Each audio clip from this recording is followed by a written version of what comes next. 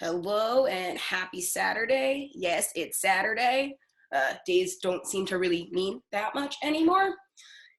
But nonetheless, here we are. So, uh, you might be familiar with the Decameron, which is a classic collection of novellas from the 14th century, written by Boccaccio. I bring it up because the basic frame of the story within a story is that 7 young women and 3 young men flee from Florence to the countryside for 14 days to safely separate themselves from the city during the Black Plague. In other words, they're self-quarantining in a time of uncertainty and upheaval. Even though our escape from the city is actually just in our own homes, and even though Boccaccio's characters might not be quite as socially distanced as we are, the general concept remains the same, which is that we need each other and each other's stories to help us get by in these unprecedented times. So, in the spirit of storytelling, I invite you to listen along with me as I share one of my favorite stories from my childhood with you. It's a Cherokee legend that involves my favorite animal, the American opossum, as depicted on this t-shirt, our only marsupial, and is also why I like it so much. It's a story about perseverance, resourcefulness, and most of all, bringing order to chaos and bringing light into darkness. So, without further ado, here is the story of Grandmother Spider stealing the sun. In the beginning, when the earth was brand new, everything was pitch black.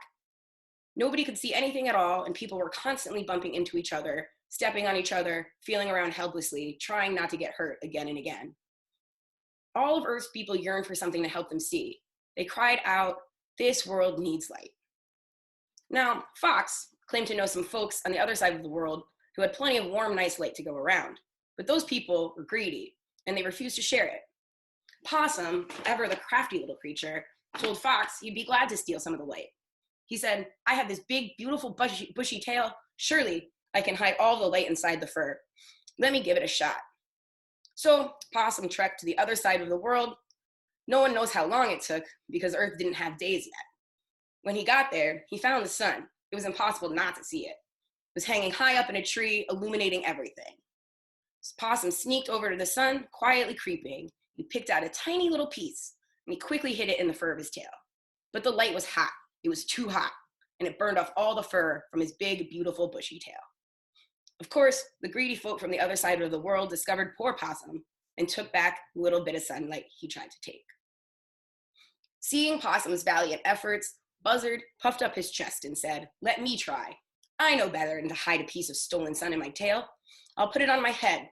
That way I can see where I'm going and I can escape the greedy folk." Buzzard flew to the other side of the world, diving directly into the sun, taking it in his talons. Proud of his success, he placed the light atop his head so that he could see where he was going and get home safe. But the light was hot, too hot, and it burned off all the feathers from Buzzard's sleek, silky head. Of course, the greedy folk discovered poor Buzzard, grabbing the sun away from him again. Now finally, Grandmother Spider stepped in. "Let me try," she commanded. See, Grandmother Spider had thought long and hard about this, and she had a plan. First, she made a huge pot out of clay, big enough to put the sun in, with walls that were thick enough so that the sun could not burn it up. Next, she wove one of her intricate webs, spanning all the way to the other side of the world. As she spun, she was so small and soundless and subtle that none of the greedy folk noticed her coming. Then, when the moment was just right, Grandmother Spider quickly caught the sun, put it in her clay pot, and scrambled back home along a gossamer strand of her web. Long before she reached home, her people could see her coming, and they rejoiced. "We have light," they cried out. "We have warmth."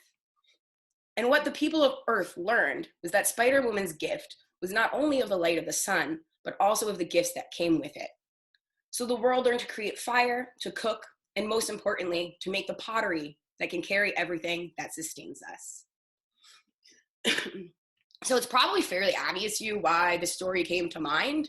In a society where it turns out greed, hoarding supplies, putting profit over people seems to be the favored approach to dealing with a crisis of a pandemic, I can't help but think of the greedy sun hoarders and the craftiness of Spider-Woman. Grandmother Spider doesn't use force or even trickery to retrieve the light that she and her people so desperately need. No, she uses what she has to get what rightfully belongs to everyone. Not only does she redistribute the wealth of her stolen gift, she also shares her own innate gifts, namely weaving and pottery, with everyone, even those who were too greedy and selfish to share their light in the first place. In that sense, Jesus also reminds us again and again that where we perceive scarcity, there's actually abundance, whether making wine from water or feeding 5,000 with only a few loaves and fish.